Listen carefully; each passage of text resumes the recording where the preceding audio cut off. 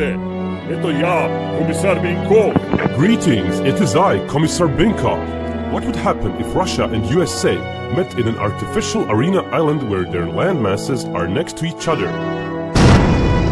As usual, nuclear arsenals are off limits and morale is not accounted for. First to reach the enemy would be missiles and aircraft. Russia has fewer cruise missiles in their firing platforms. Some do have longer reach though. Its tactical ballistic missile force is a mix of large modern missiles and small Cold War era missiles. US ballistic missile assets fall somewhere in between. Some would be fired onto supply depots, large army groups and known SAM sites, but a very obvious target set would be the airfields. Such disparity in numbers would also mean a larger number of neutralized Russian forces, especially aircraft trapped on unusable air bases. US has a lot more combat planes, and they're all fairly modern. US pilots also train more. Russia still relies quite a bit on unmodernized Cold War platforms. That applies to roughly half of their planes, vehicles, and ships. Number of bombers-wise, Russia is almost equivalent to the US. US air fleet features mostly multi-role planes, while Russia has only recently started to use such planes in larger numbers. Russia also lacks modern weapons, especially long-range air-to-air missiles and guided bombs. Such missiles have only started to trickle into their air force last year. One area where Russia has the upper hand is ground-based air defenses.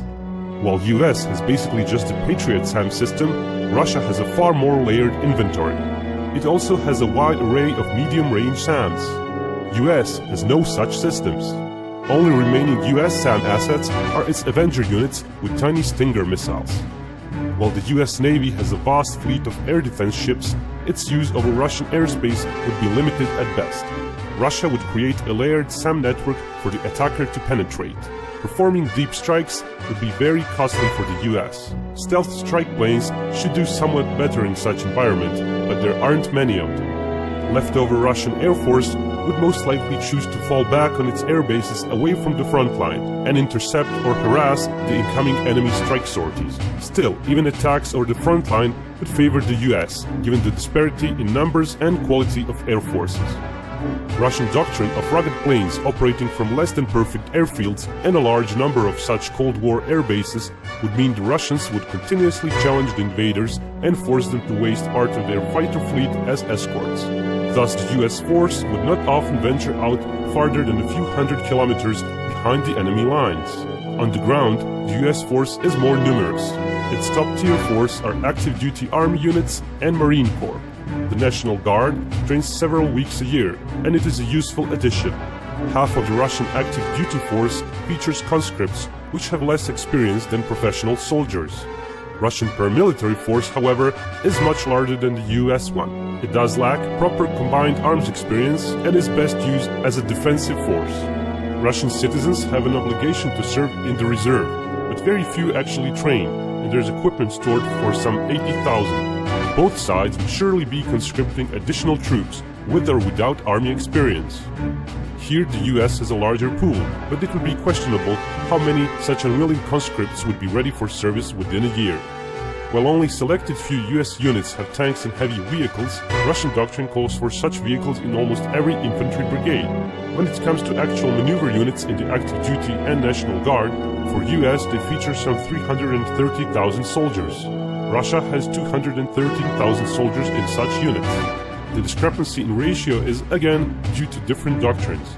Russian units are firepower heavy and don't carry a lot of support with them. They're expected to operate inside or close to Russia, mostly in defensive operations or counterattack ops.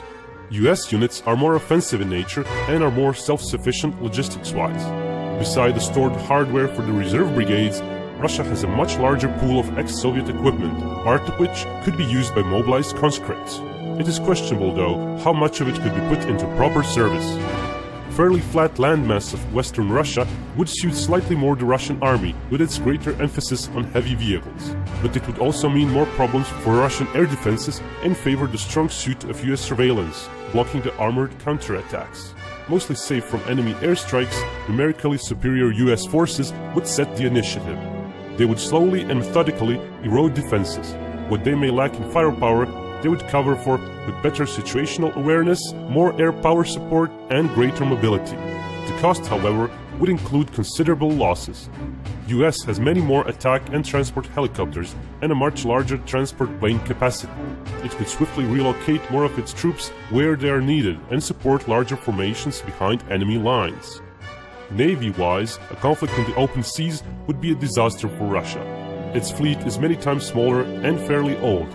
Russia would stick to its coast. It would use its more numerous coastal assets. It could use its conventional submarines more efficiently, as well as use mines and land-based coastal missile batteries.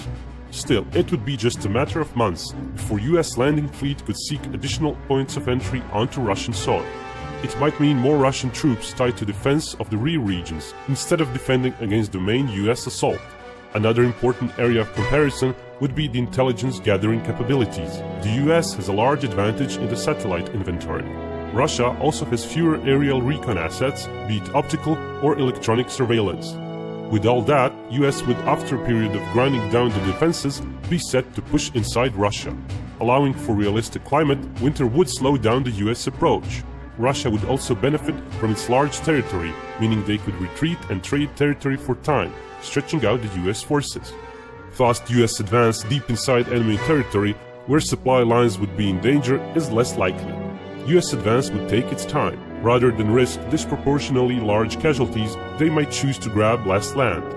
Within a year, a fair part of European Russia might fall to the US, but still a sizable part would remain. War would be of a scale US hasn't seen since World War II, and hundreds of thousands of casualties on either side would not be unexpected.